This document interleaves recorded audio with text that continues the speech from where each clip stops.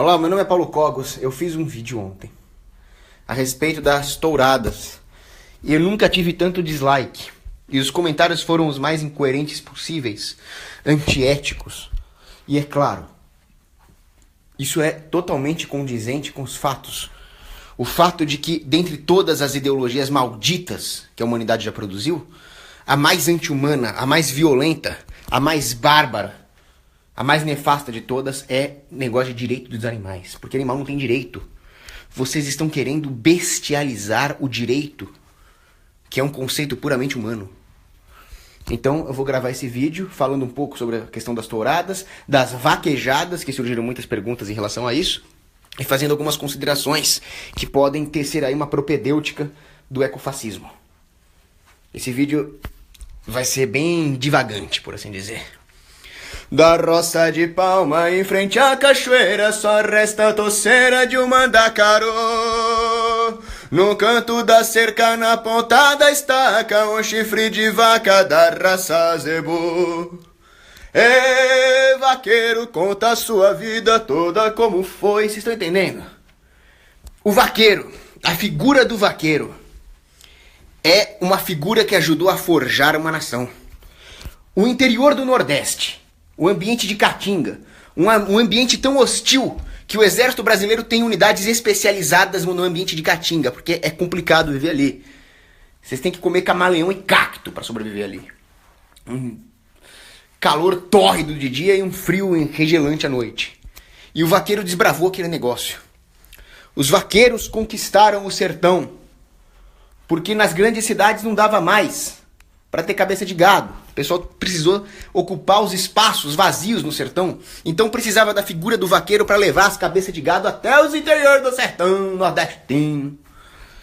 E assim aqueles vaqueiros iam ganhando a simpatia dos patrões devido à sua eficiência. Eles tinham que desviar de onça, tinham que desviar de montanha, tinham que reconhecer val para atravessar com o gado ali no rio.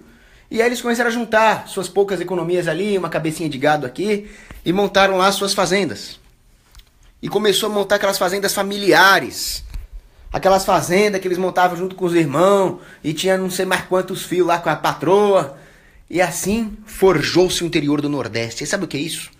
Isso é a construção de uma civilização. Ela começa com o homem contornando as limitações materiais. E quando vocês olham para uma cidade e veem escultura, veem óperas, vem ciência, vem poesia, saibam que tudo começou com a figura de um homem rústico, desbravando a natureza que é um obstáculo para nós. A natureza inóspita é um obstáculo para o desenvolvimento e o homem deve dominar a natureza, o homem não deve se submeter à natureza, isso é uma inversão da ordem natural. O homem deve domar a natureza como um vaqueiro com seu laço consegue dominar aquele boi de sei lá quantos quilos que tem. Eu não entendo nada disso aí. Uns 300 quilos de músculo e de chifres pontudos capazes de perfurar um tórax. Esse é o vaqueiro. Certo? Raça forte. Foi o que me garante o nome de boiadeiro, punhos de aço. Tá? E aí aparece um bostinha de um maconheiro universitário vagabundo, que ainda por cima come a sua carnezinha do McDonald's, aquela carne chechelenta do McDonald's, um lixo, e vem falar mal da vaquejada, que é, senão, uma manifestação cultural que homenageia a figura essencial do vaqueiro para a construção da nossa civilização, seu maconheirozinho vagabundo, seu fracola. Você vem com aqueles seus bracinhos fininhos, com sua maconhazinha orgânica, fala mal do vaqueiro, seu lixo humano. Aí vem o cara lá nos comentários, quando eu falei em defesa das touradas, né? E vem o babaca lá e fala, mas você é um gordinho, criado pela mamãe. Antes que falem do band-aid aqui, que eu já tô vendo gente falar, isso aqui é porque eu me cortei fazendo a barba, tá? Eu não sou um homem rústico. Eu estou simplesmente fazendo uma apologética do homem rústico, porque eu não o sou. E aí que vem a minha lógica aqui, certo? O cara vem, você é um gordinho, virgão, pega ninguém, baixinho, com 1,50 m, que mora com o papai e com a mamãe, e tem a bochecha rosada e blá blá blá blá blá blá blá blá. Cara, é verdade! Vocês não vão conseguir me ofender, não perca o seu tempo. Eu realmente sou um gordinho, baixinho, não com 1,50 m, mas baixinho. Virgão. Incapaz de fazer atividades práticas, nada rústico, zero bisurado. Realmente eu sou tudo isso que você falou. Agora, onde que isso invalida os meus argumentos? Pelo contrário, eu estou homenageando o vaqueiro rústico que permite que um cara como eu sobreviva. Eu não preciso laçar bois no sertão. Eu posso sentar minha bunda gorda naquela poltrona ali, certo? E ler Wegelin. Porque existe um vaqueiro pra me dar proteína. Porque se não fosse ele, eu tava ferrado. Entendeu? Eu sou tão diferente de um vaqueiro, mas eu estou homenageando. Está havendo comunhão na diversidade. Eu posso defender sim o vaqueiro. Imagine o seguinte exemplo. Vou pegar o meu próprio exemplo. Eu sou um cara de humanas. Eu gosto de humanas, eu faço miçangas. Eu não sou um expert em matemática. Acho muito bonita a epistemologia da matemática. Já vi muita coisa de filosofia da matemática, mas eu não sei fazer conta. Nem gostava de álgebra, tudo. Ia levando. Agora, eu, como estudioso de epistemologia e de sociologia, posso afirmar peremptoriamente que a matemática é importantíssima para a construção de uma civilização. Sem matemática nós estaríamos ferrados. As máquinas que nós estamos usando, essa live aqui não seria possível. Certo? Então, é claro que não há nenhuma incoerência em eu ser um cara de humanas e fazer uma apologética da matemática. Que bom que os engenheiros usam esse ferramental. Ele é muito importante na engenharia, etc e tal. Se você quiser, por outro lado, criticar o uso da matemática na engenharia, o uso da matemática na civilização, você teria que ser melhor que isso. Você teria, não que ser um carinha de humanas, mas você teria que dar um jeito de produzir computadores, aviões, armas, prédios, sem a matemática, melhor que os engenheiros. Só assim você poderia ter alguma coerência em criticar a matemática. Mas para defender a matemática, você não precisa disso. Você pode admirar alguma coisa que você não consegue fazer. Alguma coisa que é melhor que você em algum campo. Logo, não há nenhuma incoerência em um ser um gordinho virgão, com a bochecha rosada, e elogiar o vaqueiro, elogiar as virtudes viris do toureiro, nenhum problema. O que é incoerente é você ser um playboyzinho de merda, com bracinho fininho, sexualmente flexível ainda por cima, e criticar o vaqueiro. Você come carne por causa dele, seu lixo. A pouca carne que você se digna a comer é por causa dele. Você tá vivo, você tem conforto, você pode passar o dia falando bosta na sua faculdadezinha de esquerda, porque a cidade grande onde você mora, onde tem a sua universidadezinha Ivy League de merda, é tornada possível, economicamente viável, porque tem um homem rústico no campo, seu lixo incoerente, desgraçado, maldito. E as vaquejadas? As vaquejadas é uma importante manifestação cultural amalgamada com a vida do homem do campo. Afinal, na cultura um povo se expressa da maneira mais holística possível. E se você acaba com uma manifestação cultural ordenada, como é a vaquejada, você destrói o modo de vida de um povo e tudo aquilo que mantém a coesão daquele tecido social localmente falando. Logo, a cidade está ameaçada caso nós proibamos a vaquejada, porque a cidade depende do campo. E esse é um grande problema da democracia. Como se não bastassem todos os outros, as cidades crescem e a tecnologia permite que uma grande parte da população se desloque do campo para a cidade, o que é bom.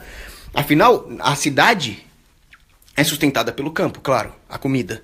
Por outro lado, o campo também é sustentado pela cidade. A cidade produz ciência, a cidade produz medicina e o homem do campo precisa de avanços tecnológicos, ele precisa se tratar, caso ele fique doente. E é na cidade que os grandes cientistas, que os grandes médicos se encontram.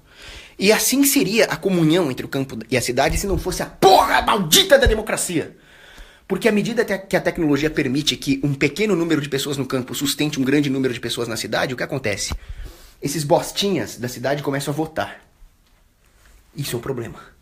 Porque eles esquecem quem possibilitou o conforto deles na cidade, que foi o homem rústico do campo. E aí eles começam a votar coisas que não condizem com o modo de vida do campo e querem impor a viadagenzinha urbana em cima do homem rústico do campo. E assim, a cidade sempre vota mais à esquerda que o campo. Podem reparar. A não ser que haja outras distorções, como Bolsa Família. Aí você vai ver o campo também votando em políticos de esquerda, por causa desse suborno. Mas, em geral, o campo tende a ser mais conservador que a cidade. No campo econômico, talvez haja menos discrepância. Mas no campo da moral conservadora, o campo é mais conservador. Logo você vai ver a cidade votando a favor do desarmamento, por exemplo. Porque esses putos não imaginam que você precisa de uma arma para defender a sua fazenda. E aí eles votam a proibição da vaquejada. Eles esquecem tudo aquilo que forjou o homem rústico. Eles esquecem tudo aquilo que, ao forjar a civilização do campo, sustenta a civilização da cidade. A democracia, portanto, elimina a comunhão que existe entre campo e a cidade e gera uma guerra entre as duas. E se você destrói o campo, você destrói a civilização inteira. O campo tem uma vantagem muito grande. No campo, a propriedade privada é melhor definida. Tanto é que quando os pioneiros lá da costa leste americana avançaram para o oeste, o velho oeste, surgiram várias formas privadas e espontâneas de demarcar a propriedade privada. Já na cidade, onde aglomera-se a classe parasitária política, a propriedade privada fica bem mais nebulosa. Aí vem aquela conversa em, a rua é pública, o parquinho é público, o cacete A4 é público. Lá no campo, com o homem da cidade, surge uma delimitação de propriedade privada claríssima na forma de cercas. Nesse sentido, o campo é mais saudável que a cidade.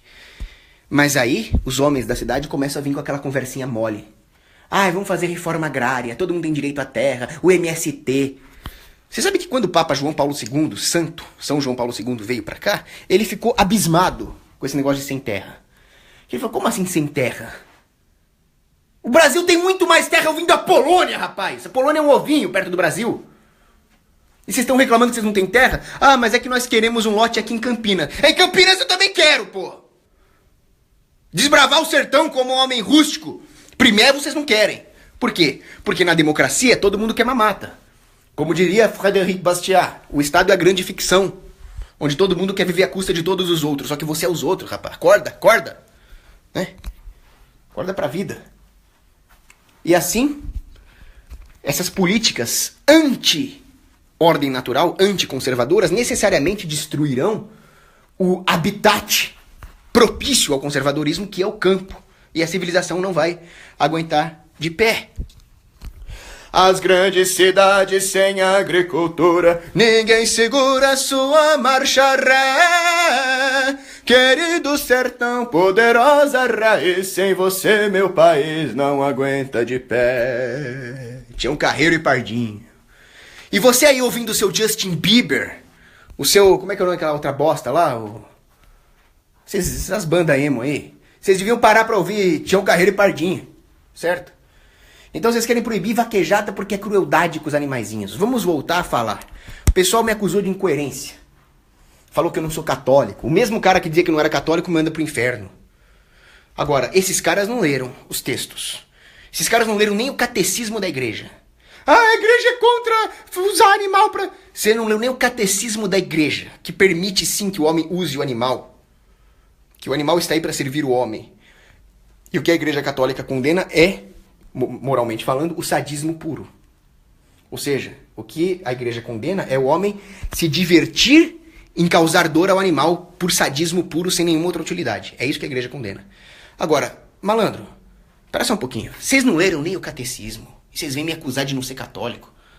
Você acha que querer que outro cara vá pro inferno, fala que você não é católico, você vai ser torturado pelo capeta, você acha que você é católico? Espera um pouquinho. Enquanto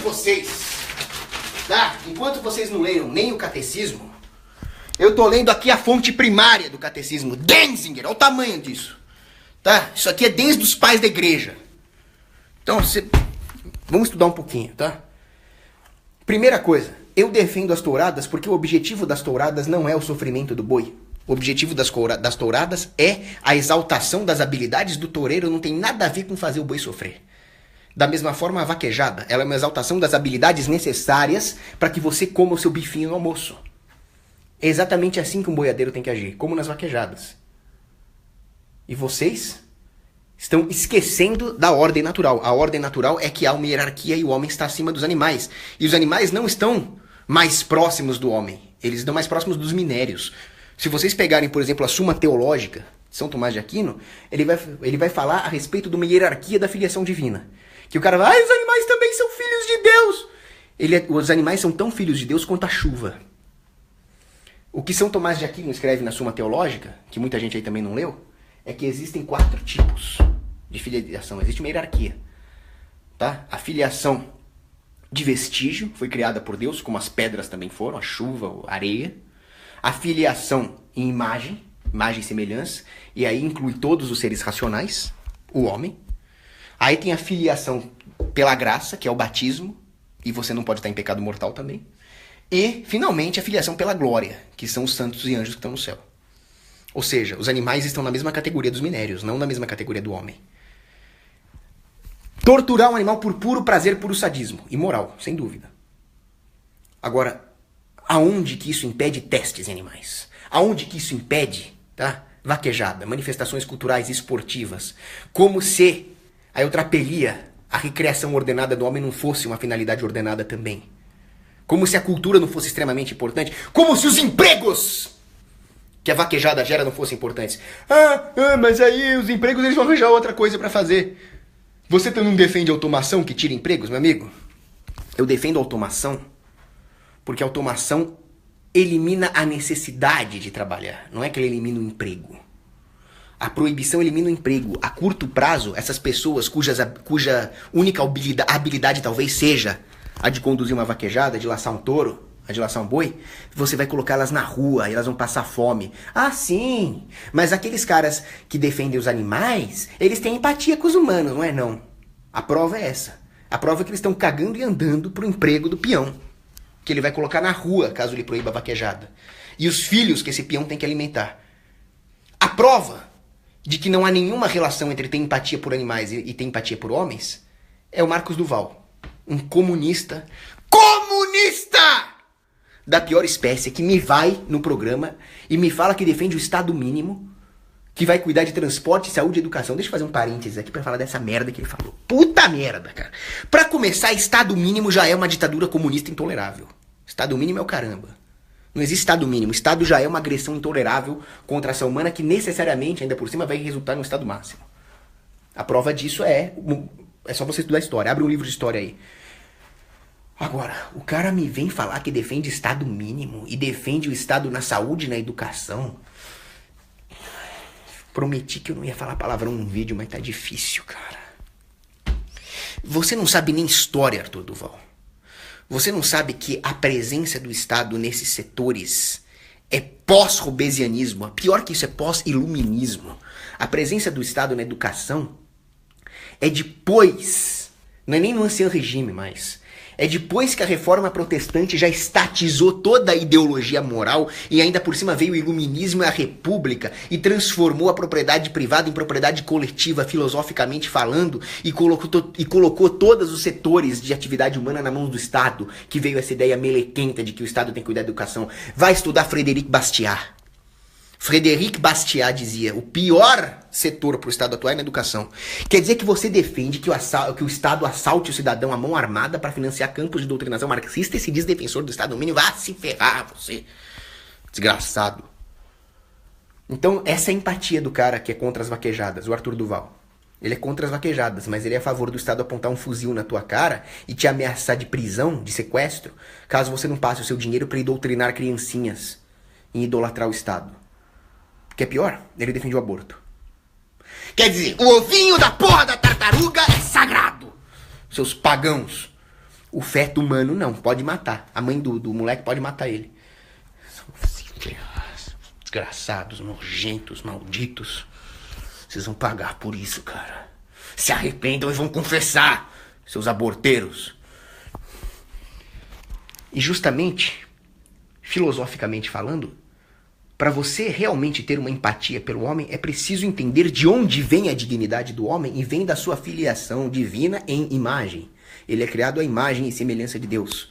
Se você não entende isso, você vai ter falsas empatias. Você vai ter empatia pelo bichinho, porque o bichinho é fofinho. Ele vem lá e te dá uma certa alegria temporal ali. Quer dizer, você gosta do próprio prazer que você sente de brincar com o bichinho. Você não tem uma empatia genuína e caritativa.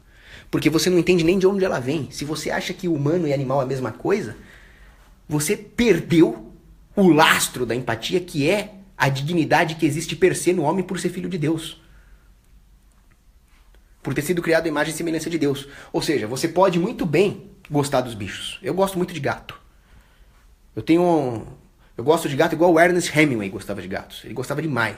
O museu dele lá tem 70 e poucos gatos. Mas o homem tá acima. Se você não entende isso, você não é capaz de ter empatia por ninguém e você cai na mesma esparrela do Hitler. O Hitler tinha uma empatia enorme por animais. Mais que pelos humanos. Não preciso dizer onde nisso acabou, né? Aliás, a Alemanha nazista foi pioneira em direitos dos animais, em leis ecológicas. Aliás, o termo ecologia foi forjado por um biólogo chamado Haeckel, que dizia que homens e animais são exatamente a mesma coisa e você não poderia dizer que uma vida humana vale mais que a de um animal. É isso que os doutores da igreja medievais temiam que acontecesse. O resultado disso é que as pessoas jogam futebol do lado de corpos humanos mortos quando aquela ponte de Niterói desabou. Jogam futebol do lado do cadáver, como se o cadáver fosse um pedregulho que tivesse lá. Ao mesmo tempo, quando uma porra de uma baleia encalha na praia, eles vão lá chorar. Ah, baleinha, morreu! Se fuder, vai fazer óleo de barbatana aí, para de me encher o saco, rapaz. Então, nós estamos caminhando por uma situação grotesca com esse negócio de direitos dos animais. Porque primeiro vem esse tal de Haeckel falar que homem e animal é a mesma coisa. Com isso, você não nivela os animais por cima. Porque eles não são niveláveis por cima. Se você nivelar eles por cima, você vai sacrificar a espécie. Nós precisamos matar para comer. No mínimo. Nós precisamos fazer testes de animais para não deixar com que os nossos semelhantes morram de câncer. Então, ao colocar homem e animal no mesmo patamar, você já está nivelando por baixo. Você está colocando o homem no nível dos animais. Não existe mais nenhum lastro metafísico que te dê alguma obrigação moral em relação aos homens. Você gosta do bichinho porque ele é fofinho. Primeira fechada que você tomar no trânsito, você vai querer matar o cara. Primeiro maluco na rua que te chamar de cu de lixa, você vai querer meter um processo nele. Assim você vai ter esse esfacelamento do tecido social. Certo? Então não vem com esse negócio de animal é igual homem. Só que aí vem coisa pior. Vem o Clube de Roma. Clube de Roma, deviam ser todos mortos a tiros de Mag 762, juro pra você, cara. Se eu pudesse, se eu fosse a prova de bala, eu chegava com uma Mag 762 lá no Clube de Roma. Just die, motherfuckers! Ou então igual aquele filme lá, o Doom, né? Simplify! Motherfuckers! Era isso que eu faria. O Clube de Roma disse que a Terra é um organismo. Ou seja, eles não sabem biologia básica, né? Eles não sabem a definição de organismo. A Terra não é um organismo, a Terra é uma bola de rocha com lava dentro. E eles falam, a Terra é um organismo. E este organismo está com câncer. E este câncer é o homem. Quando você ficar doente, vai se tratar com banda, seu filho da puta! Vagabundos! Ou seja, toda essa porra aí de direitos animais, de ecologia, esse histerismo ecológico aí, é uma ideologia anti-humana. E o Papa Bento XVI já falava sobre isso, a histeria ecológica.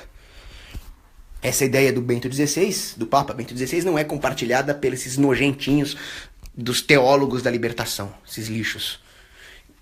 Bento XVI muito bem excomungou esses caras. Teólogo da libertação tá excomungado, ou pelo menos está destituído do cargo de teólogo oficial da igreja. Por que vocês acham que o Bento XVI foi obrigado a renunciar? Os Illuminati estão atacando a Cúria Romana. Certo? E aí vem esses padrequinhos nojentos da teologia da libertação fazer propaganda de ideologia anti-humana, eugenista. Cheguei a ver até um movimento pela extinção voluntária da humanidade, cara. Que porra é essa? Se mata, então, não enche o saco. E esses mesmos caras são comunistas. Tem aquele lixo desgraçado, excomungado do demônio chamado Júlio Lancelotti. Um padre devasso. Nem dá pra chamar esse cara de padre. E ele fica aí falando contra a reforma trabalhista. O que ele quer? Ele quer ferrar mais ainda o trabalhador? Ele tá a serviço das grandes corporações fascistas que lucram com esse monopólio forçado causado pela legislação trabalhista, ou os grandes sindicalistas. É isso que ele faz. Inclusive, eu tenho outros boatos a respeito desse Júlio Lancelotti. Me contaram, inclusive, que ele deu em cima de uma menina de 13 anos. Se é minha filha, ele já tava no colo do Baal.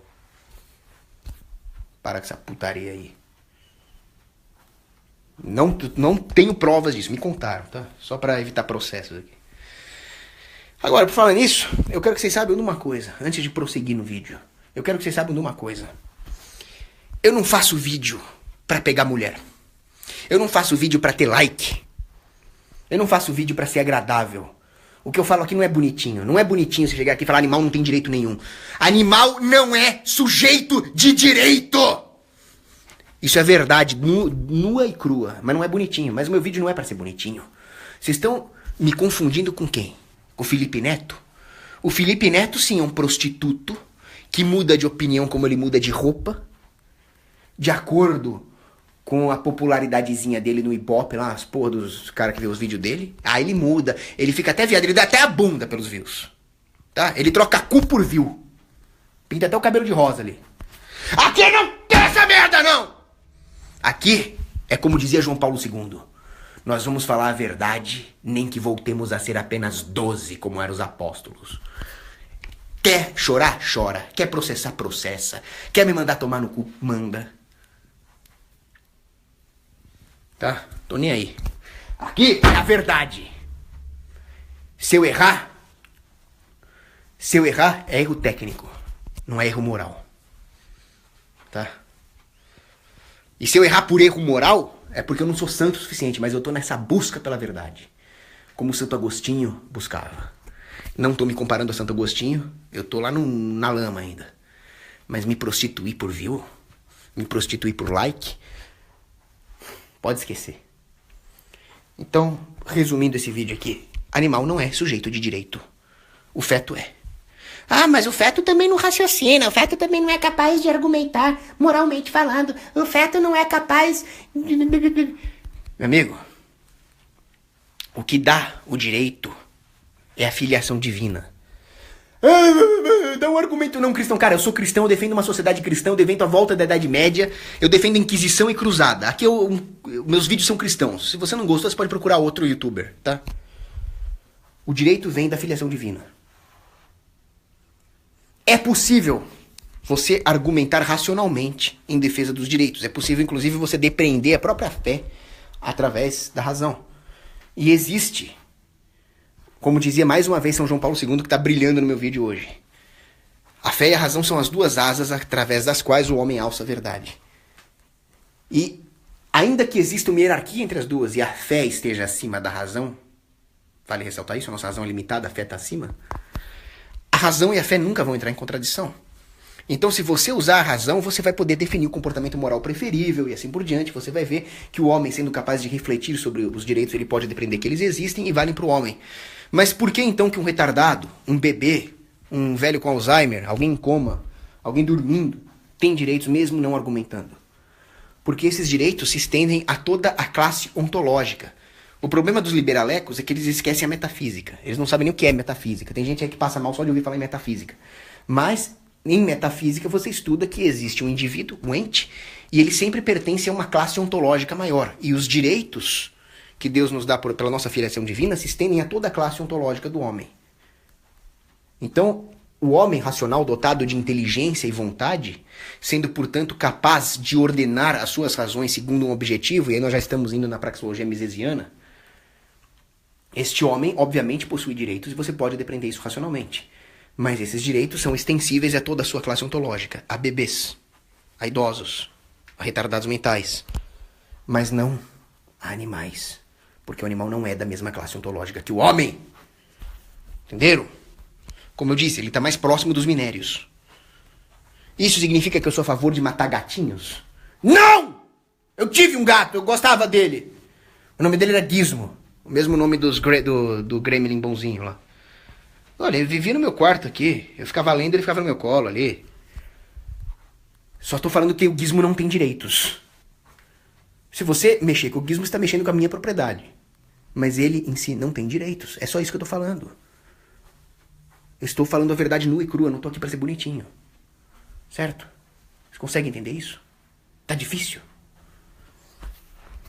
Por isso que o econazismo, o ecofascismo, ele não só é uma tentativa das grandes corporações de controlarem a economia, como também é pior do que isso. É uma tentativa de destruir tudo aquilo que faz com que a cultura humana seja unida, seja amalgamada, tudo aquilo que dá sentido na vida do homem. Porque, afinal de contas, para que serve o homem? O homem não é realmente como um animal. O homem não está aí para nascer, comer, meter, morrer. Nós não estamos aqui para isso. A nossa missão aqui é de grandeza. E essas manifestações culturais, você pode falar na vaquejada, você pode falar em outras coisas, pode falar numa ópera, você pode falar na festa do Bumba Meu Boi, você pode falar qualquer coisa. Isso dá sentido na vida do homem cotidiano. Isso aproxima o homem de Deus. Isso aproxima o homem de Deus através da sua aproximação com o seu semelhante. E se nós vamos tirar isso do homem, para que vai servir o homem? Para trabalhar e pagar imposto? Para que serve isso? Realmente, o homem não tem nenhum ímpeto em defender uma sociedade que o obriga a trabalhar e pagar imposto. Assim, ele vai ceder ao Estado. Ele vai ceder ao que o Estado quiser. Mas um homem que tem amor pela sua localidade, amor esse alimentado pelas manifestações culturais ordenadas, ele vai ser mais combativo e vai resistir ao Estado. É por isso que os ecofascistas usam desses subterfúgios, crueldade com os animaizinhos, para destruir a cultura. E eu nem vou falar um negócio de carne, tá? Porque eu não quero dar ideia pros caras. Eu gosto muito de comer carne, daqui a pouco os caras vão proibir de comer carne. O melhor prato que existe, salgado, porque doce é abacate, o melhor prato salgado que existe chama polpettone, que é um bolinho de carne recheado de queijo. Que só o Jardim de Nápoles consegue fazer daquele jeito. Que é espetacular.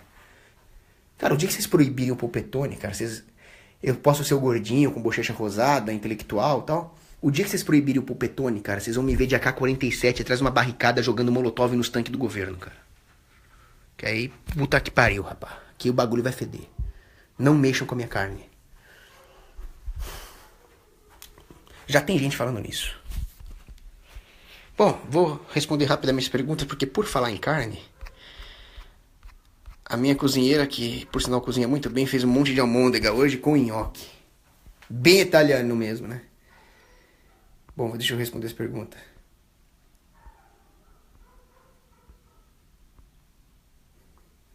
Felipe Francisco pede pra eu cantar Pepe Moreno, tá? Próxima live vai ser, então, Felipe, uma introdução de Pepe Moreno. Eu amo o Rio Araguaia.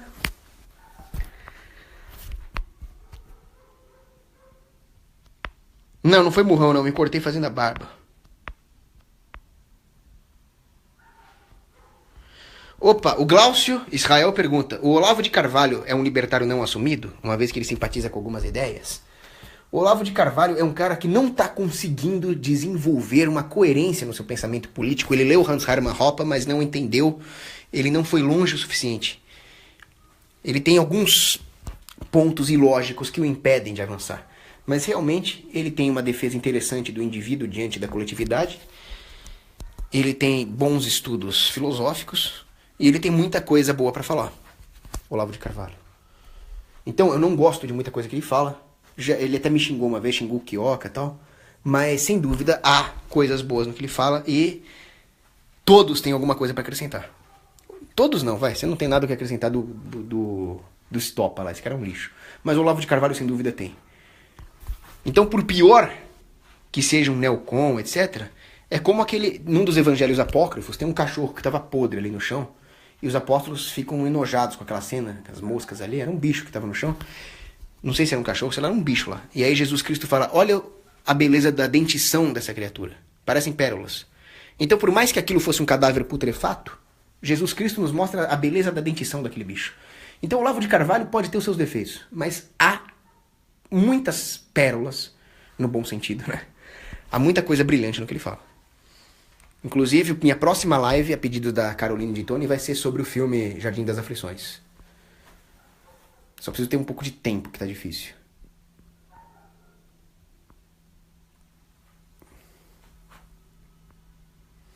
O Rodrigo Vargas pergunta se o Império, o Brasil Império foi a única época de ouro do Brasil. Não. Eu acho que a época de ouro do Brasil foi o período colonial. O período colonial produziu as maiores riquezas culturais do Brasil, justamente porque foi o período mais católico da história do Brasil. Você pode ver no período colonial ali o barroco, os contratos privados de defesa, aquelas rodovias que passavam por Minas Gerais.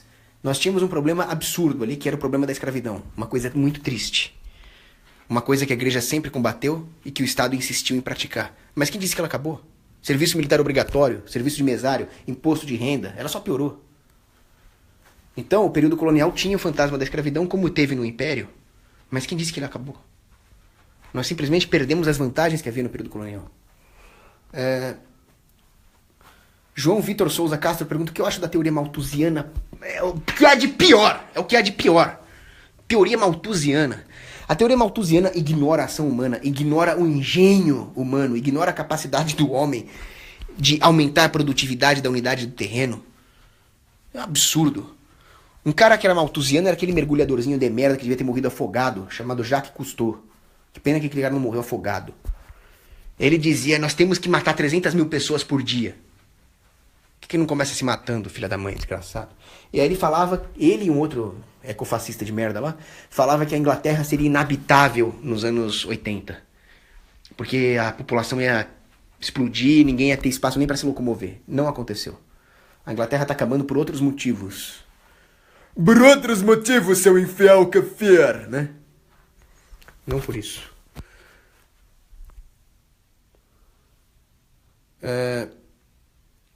Vamos lá.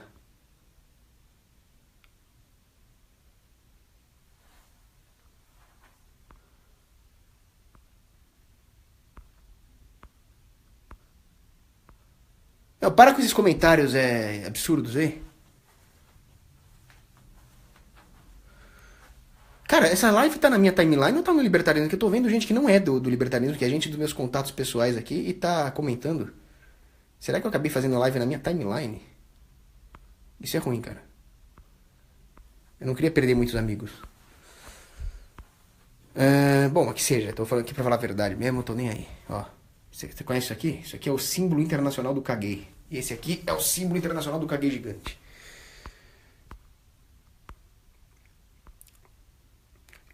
O Pedro Tomásia Silva pede uma recomendação de um livro sobre a Inquisição. Eu tenho um aqui do professor Felipe Aquino, sobre a Santa Inquisição. Deixa eu ver se eu acho aqui que tá uma bagunça.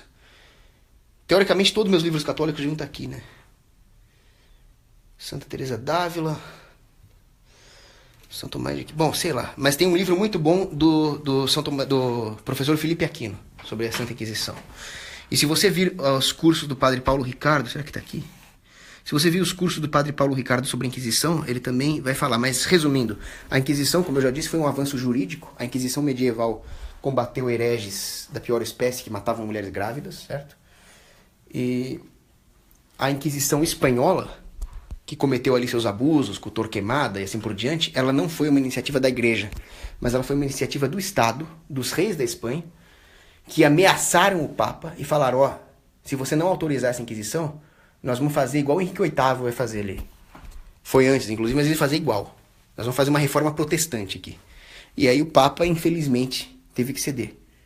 Mesmo assim, ela matou muito menos do que se diz. A Inquisição Espanhola tem um saldo de mortes muito, mas muito menor em muitos anos do que a Revolução Francesa tinha em um mês de Grand Terreur, né? Bom, deixa eu avançar um pouquinho, porque eu não quero que esse vídeo fique muito grande. Eu não quero que essa porra fique muito grande.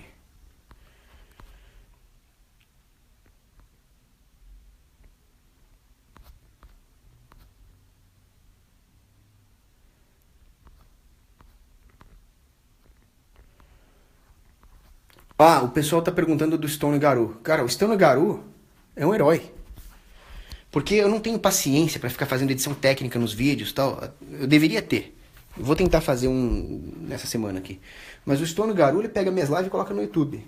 Então, pra quem não sabe, procure no YouTube o canal do Stone Garou e ele coloca lá minhas lives. Nós temos essa parceria aqui. Eu faço os vídeos, ele divulga e ele monetiza. E pra mim não tem problema nenhum. Eu sou completamente contra a propriedade intelectual. E o fato de eu ser contra a propriedade intelectual permite que eu e o Garou tenhamos essa amizade que é edificadora para todo o movimento libertário. Certo? Então, um salve aí pro Garou.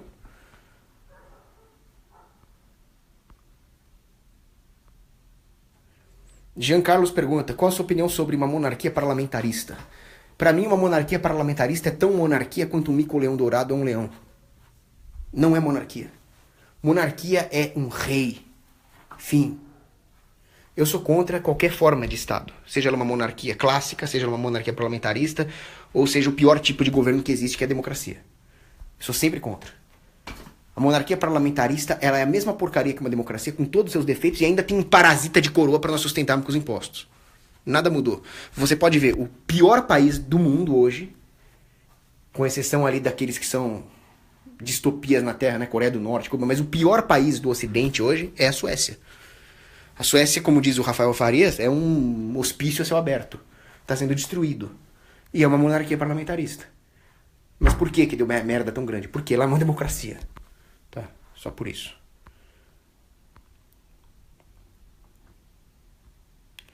Lucas Barreto pede pra eu falar sobre o David Osborne. Cara, eu tô numa live com a minha cara aqui. Eu não posso falar isso. Só posso dizer uma coisa. Osborne is a fucking hero!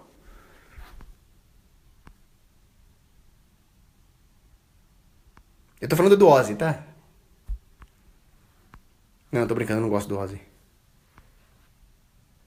Abraço pro Carlos Eduardo.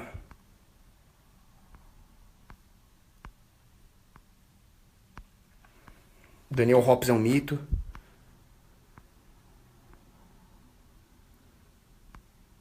Deixa eu terminar aqui que tá na mesa. Tô pulando um monte de perguntas porque eu quero terminar logo essa live, tá? Então eu não gosto de deixar as pessoas no vácuo, mas...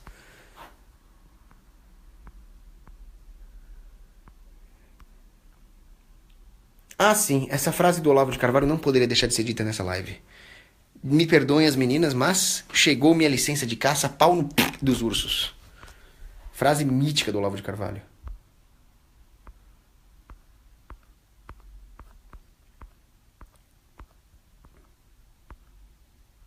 Robson de Almeida, teus vídeos são pra macho. Obrigado pelo comentário. Inclusive, você me lembrou agora, Robson, de mais um aspecto importante das vaquejadas.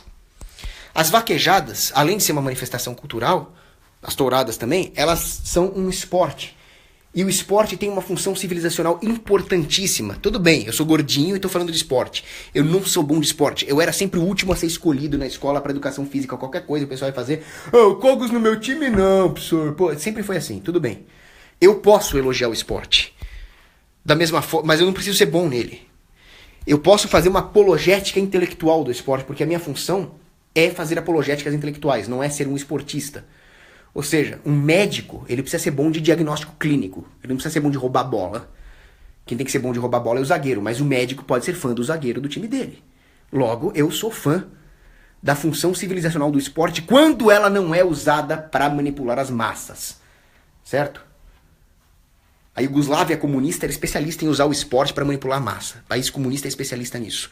Mas o esporte, como manifestação cultural local, tem uma função civilizacional importante, que é a garantia da perpetuação dos valores viris, da competitividade e da exaltação da força e da coragem. Quem falava isso era ninguém menos do que o general Douglas MacArthur.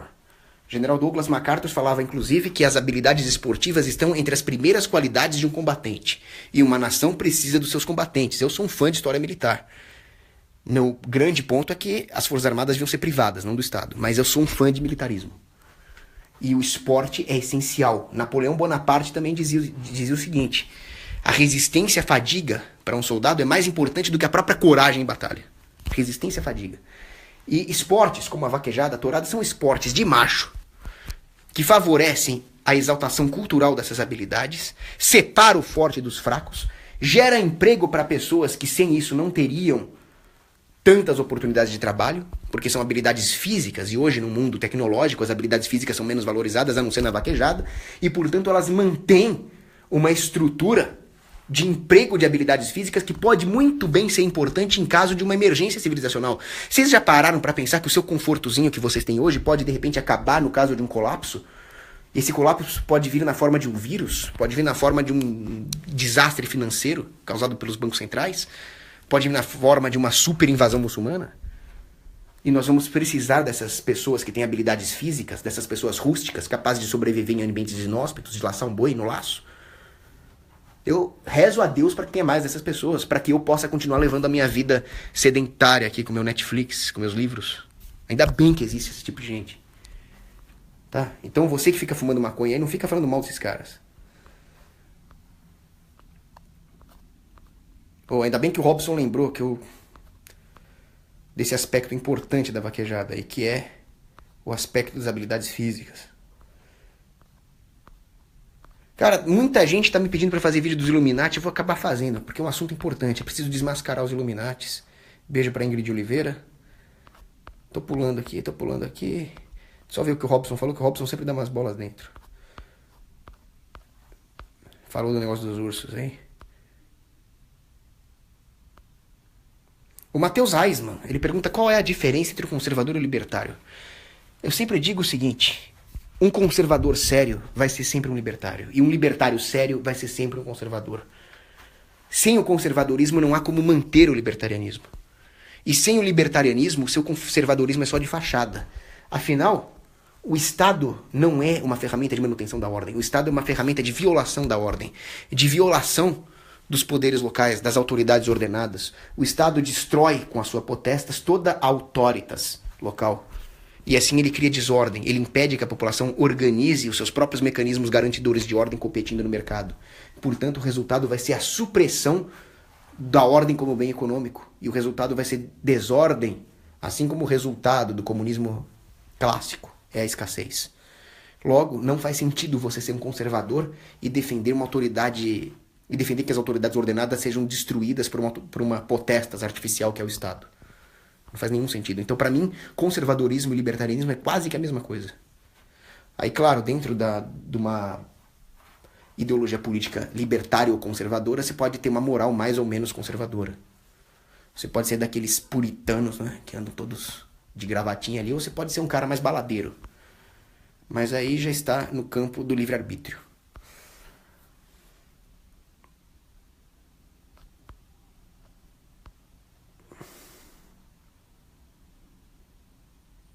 Alice Sartori diz que existe um estudo dizendo que o desarmamento evitou 133 mil mortes.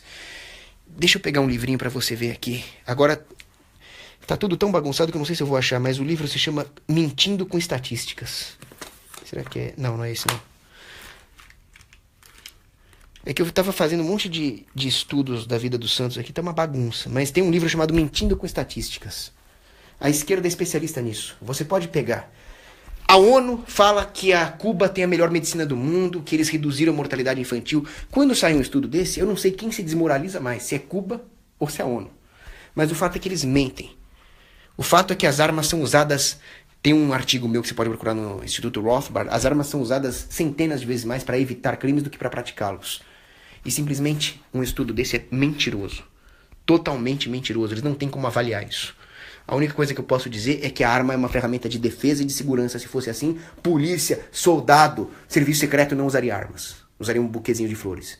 Pergunta para um hipócrita como Obama se ele abdicaria do serviço secreto lá na Casa Branca. Chega na Casa Branca, o cara tá de sniper ali no telhado. Não, mas armas não dão segurança. Pode tirar esse serviço secreto daí, tá? E coloca um livrinho lá de conscientização. Os vagabundos desses democratas aí. Mentirosos.